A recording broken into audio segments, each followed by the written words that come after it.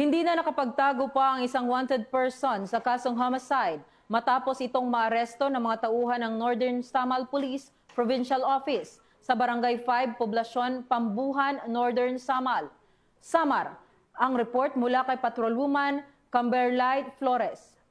Ang mga awtoridad ng isang lalaking wanted person na may kasong homicide sa Barangay 5, Poblasyon, Pambuhan, Northern Samar. Bandang alas 9:20 ng umaga nang maaresto ang akusado ng mga tauhan ng 2nd Northern Samar Provincial Mobile Force Company kasama ang Pambuhan Municipal Police Station sa bisa ng warrant of arrest para sa kasong homicide na may inirekomendang piyansa ng 60,000 pesos para sa pansamantalang kalayaan. Ang akusado ay dinala sa Pambuhan MPS para sa kaukulang dokumentasyon at tamang disposisyon. Ang matagumpay na pagkakaaresto sa akusado ay patunay lamang na epektibo ang pagpapatupad ng pambansang pulisya sa kanilang sinumpaang tungkulin na maghatid ng serbisyo publiko para sa mas payapa, ligtas at maunlad na bagong Pilipinas.